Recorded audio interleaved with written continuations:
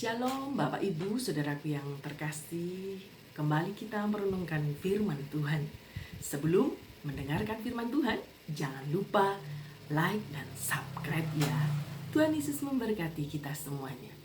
Mari kita membaca di dalam Markus pasal 10 ayat yang ke-17 sampai satu perikop ya Bapak Ibu Saudaraku. Di sana orang kaya yang sukar masuk kerajaan Allah. Pada waktu Yesus berangkat untuk meneruskan perjalanan, datanglah seorang berlari-lari mendapatkan dia sambil bertelut. Di hadapannya ia bertanya, "Guru yang baik, apa yang harus kuperbuat untuk memperoleh hidup yang kekal?" Jawab Yesus, "Mengapa kau katakan aku baik? Tidak ada seorang pun yang baik selain pada Allah saja. Engkau tentu mengetahui segala perintah Allah. Jangan membunuh, jangan berzina, jangan mencuri, jangan mengucapkan saksi dusta, dan jangan mengurangi hak orang lain. Hormatilah ayahmu dan ibumu." Lalu kata orang itu kepadanya, "Guru, semua itu telah kuturuti sejak semasa mudaku." Tapi Yesus memandang dia dan menaruh kasihan kepadanya. Lalu berkata kepadanya, "Hanya satu lagi kekuranganmu. Pergilah dan jualah apa yang kau miliki dan berikanlah itu kepada orang-orang miskin. Maka engkau akan beroleh harta di surga. Kemudian datanglah kemari dan ikutlah aku." 22. Mendengar perkataan itu ia menjadi kecewa, lalu pergi dengan sedih sebab banyak hartanya. Lalu Yesus memandang murid-muridnya di sekelilingnya dan berkata kepada mereka, ini yang perlu kita garis bawahi. Alangkah sukarnya orang beruang masuk ke dalam kerajaan Allah. Murid-muridnya tercengang mendengar perkataannya itu, tetapi Yesus menyambung lagi, "Anak-anakku, alangkah sukarnya masuk dalam kerajaan Allah.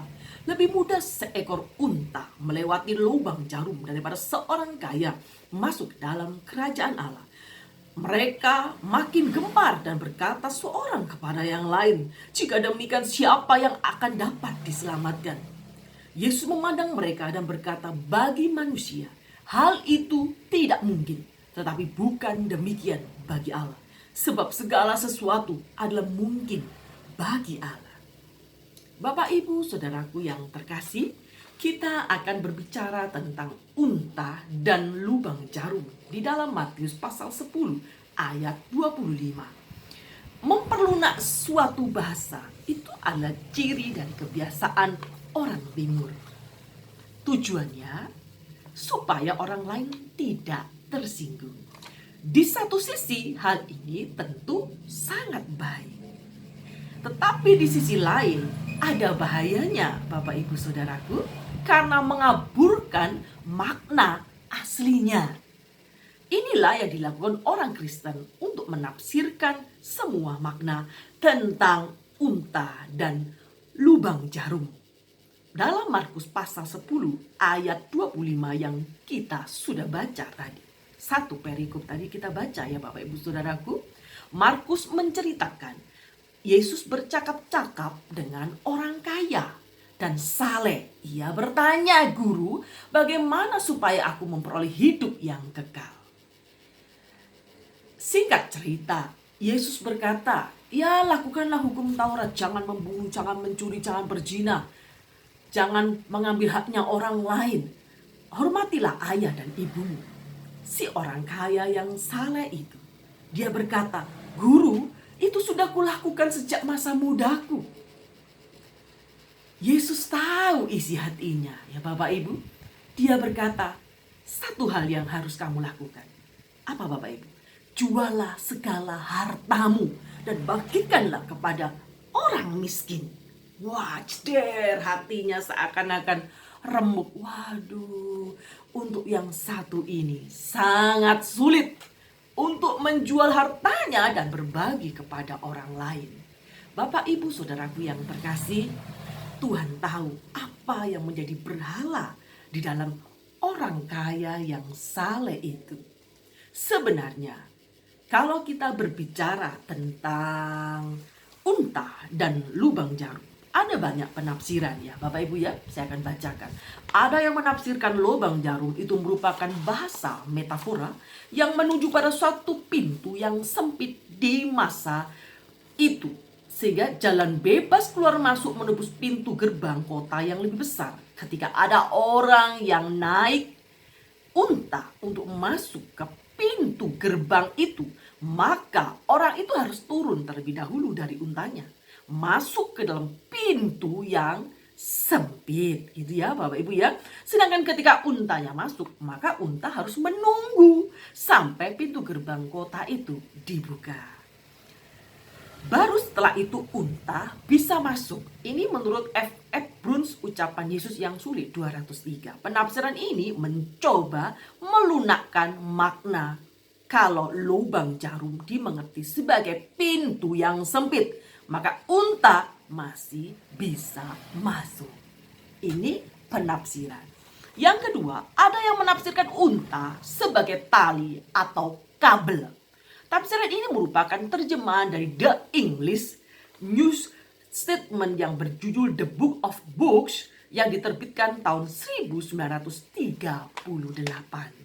Alasannya adalah kata Yunani untuk unta adalah kamilos, yang diterjemahkan kebudayaan timur itu sebagai unta. Gitu ya Bapak Ibu ya. Tetapi terjemahan tali atau kabel lebih bisa diterima di dunia barat. Bruce mengucapkan ucapan Yesus yang sulit di 204. Tafsiran ini pun melunakkan makna aslinya. Karena perbandingan antara tali atau kabel dengan lubang jarum adalah perbandingan yang setara, yang sama-sama kecilnya. Sehingga tidak ada yang di dalamnya perbandingan yang sesuai dengan konteks perkataan Yesus. Terus yang benar yang mana ya ini ya? Bapak Ibu, mari kita akan mempelajarinya. Makna unta dan lubang jarum, ya tetaplah lubang jarum dan unta, tidak usah diartikan. Ya Bapak Ibu ya. Unta adalah suatu gambaran binatang yang besar. Sedangkan lubang jarum adalah sangat kecil ya Bapak Ibu ya. Jelas unta merupakan binatang yang mustahil untuk masuk ke dalam lubang jarum. Bisa unta masuk ke lubang jarum? Nggak mungkin ya Bapak Ibu. Kalau saya ini sudah sangat tua. Kalau melihat jarum itu ya ada bundernya itu, saya masukkan benang itu, saya nggak bisa masuk itu karena matanya sudah 4. Nggak masuk itu saya Bapak Ibu ya. Sangat kecil, saya nggak kelihatan Bapak Ibu ya. Nah, ingatlah Bapak Ibu. Lalu jawab Yesus kepada mereka, bagi manusia itu tidak mungkin, tetapi bagi Allah itu adalah hal yang mungkin. Tuhan hanya mau ngomong seperti ini Bapak Ibu Saudaraku yang terkasih. Segala perbuatan baik manusia, segala bentuk kesalehan yang dimiliki oleh manusia dalam dia menjalani hukum Taurat, semua itu tidak akan bisa membuat Anda diselamatkan tanpa karya penebusan Kristus di kayu salib. Jadi perbuatan baik manusia itu hanyalah bagaikan kain yang kotor, yang tidak ada gunanya di mata Allah. Bukan berarti kita bebas berbuat jahat. Enggak ya Bapak Ibu ya.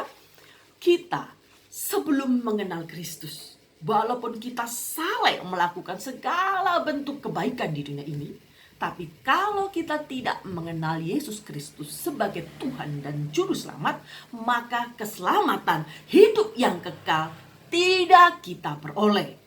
Kekayaan tidak bisa membayar kehidupan yang kekal yang akan kita miliki nantinya. Jadi, jangan berpikir kalau Anda kaya bisa membeli segala sesuatu yang ada di dunia ini. Ingat, manusia memang bisa dibeli terkadang dengan uang.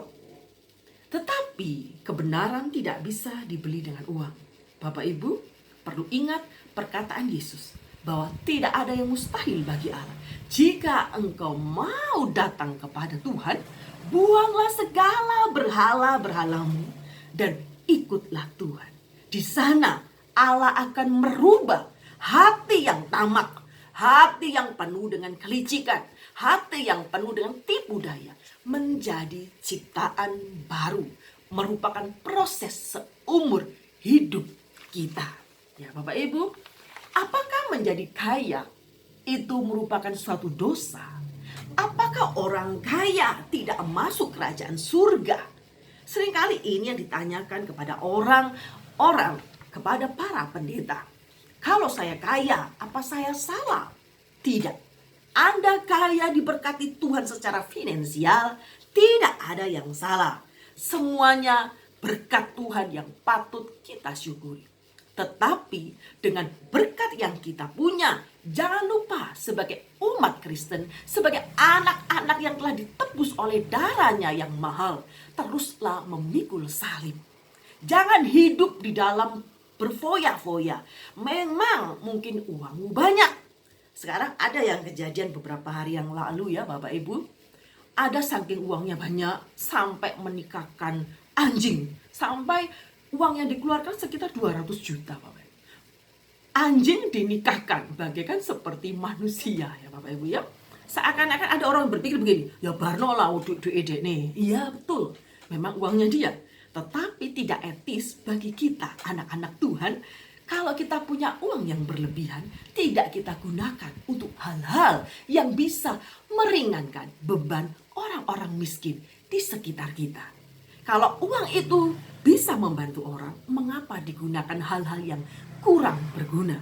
Ya, jadi ada kejadian, ada pernikahan anjing, terus di sana diberkati. Waduh ya Bapak Ibu ya, ini adalah fenomena zaman milenial ya Bapak Ibu ya. Kalau Anda punya uang yang berlebihan, tidak perlu mencari hal-hal yang fantastik supaya viral. Gunakanlah uang itu secukupnya. Hiduplah sederhana seperti yang Tuhan ajarkan. Kekayaan boleh berlimpah-limpah, tapi gunakanlah untuk pekerjaan Tuhan. Menolong tetanggamu, menolong sesamamu, mungkin keluargamu yang tidak beruntung. Mari bersedekahlah dengan mereka. Ya, Bapak Ibu, saudaraku yang terkasih, walaupun sekecil apapun dan seperti suatu lentikan api ketamakan, kerakusan dan keserakahan, ini dapat menghanguskan suatu hutan yang besar. Ya, dapat menghancurkan suatu gereja. Apakah itu? Ketamakan, kerakusan, kelobakan. Manusia hari-hari ini merasa dirinya sangat kurang. Sudah diberkati Tuhan masih kurang. Diberkati Tuhan masih kurang. Ada di sana ketamakan. Ada kerakusan. Loba. Ingin menghancurkan orang lain supaya dia mendapat lebih banyak daripada orang lain. Bapak Ibu saudaraku. Kalau Bapak Ibu lihat di pesta ya Bapak Ibu ya. Orang yang suka bungkus-bungkus itu pada kadang-kadang orang yang sangat kaya Bapak Ibu. Dia bungkus. Pada orang yang miskin, pegawai yang rendahan, mau membungkus itu sungkan ya Bapak. Tapi kadang-kadang orang-orang yang sudah mampu, jabatannya lebih tinggi, dia dengan asyiknya membungkus makanan-makanan untuk keluarganya. Padahal dia membeli, sudah sangat mampu. Ya Bapak Ibu, ingatlah, orang kaya bisa masuk kerajaan surga. Tetapi gunakanlah kekayaan itu untuk memuliakan nama Tuhan. Jangan memandang harta dengan loba. Jangan sampai Anda menghambahkan diri Anda dengan kekayaan yang Tuhan beri. Fokus kepada karya keselamatan Kristus, fokus kepada Allah yang sumber kasih itu. Kalau Anda sudah menerima keselamatan, maka Anda harus membagi keselamatan itu, membagi sukacita kepada orang-orang di sekeliling kita. Berlibur boleh? Tidak boleh.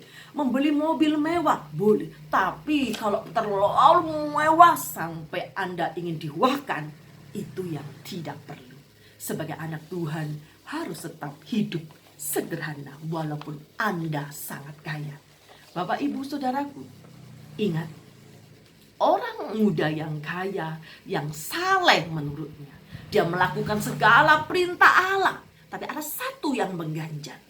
Dia tidak bisa menerima keselamatan itu karena dia lebih mencintai hartanya. Dia lebih mencintai harta-hartanya daripada dia harus membagikan kepada orang lain di sekitarnya. Ironis bukan? Ikut Tuhan adalah segala-galanya. Kalau Bapak Ibu memiliki Yesus, maka segala yang Tuhan sediakan untuk Anda sudah Anda terima. Jadi Anda tidak perlu menjadi orang yang terlalu serakah, rakus, yang fokusnya sukses mencari keuntungan yang besar guna memperkaya diri sendiri. Sukses boleh, sangat boleh. Bekerja dengan rajin, sangat boleh. Tetapi fokuskan kepada bagaimana caranya bisa menjadi berkat dan menjadi saluran berkat bagi orang lain. Kalau orang yang memiliki ekonomi yang rendah bukan berarti tidak memberi. Dia bisa memberi dari hal-hal yang lain, menunjukkan kepintaran, kebaikan, pengalaman. Mungkin finansial tidak banyak yang dia bagi, tetapi ada hal yang diberi kepada sesama. Ya Bapak Ibu ya, ingatlah, apa signifikannya? Tidak ada orang lain yang diselamatkan karena perbuatan baikmu dalam kehidupan yang kekal. Hanya perlu Yesus Kristus yang harus Anda imani dalam hidup ini. Kalau Anda tidak percaya, ya maka kekekalan hidup yang kekal hanya isapan jempol saja. Tapi jika mereka masih percaya dan mempercayakan seluruh hidupnya kepada kekayaan, bukan kepada Allah sang pemberi hukum, sang pemberi berkat, maka mereka tidak diselamatkan. Oleh karena itu, hanya Allah yang sanggup menyelamatkan kita.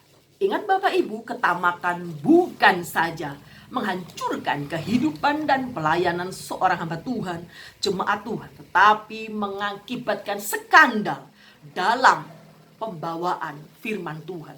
Dapat celaan dari banyak orang, dari pemberitaan Injil yang harusnya sudah baik, tapi karena tamak, hidupnya sangat pelit kikir, maka mendapat celah dari orang lain. Karena itu keserakan hendaknya disebut saja pun jangan di kalangan kita, para pemimpin maupun jemaat. Ketamakan harus diberantas sampai tuntas.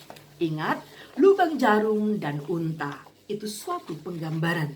Jadi segala sesuatu yang mustahil bagi manusia, keselamatan yang kekal itu bagi manusia tidak mungkin. Karena manusia tidak bisa berbuat baik semaksimal mungkin seperti kehendak Tuhan. Tetapi karena kasih karunia, karena kebaikan Allah, Dia memberikan keselamatan itu cuma-cuma tanpa membayar. Anda tidak perlu menyuap Tuhan dengan hartamu.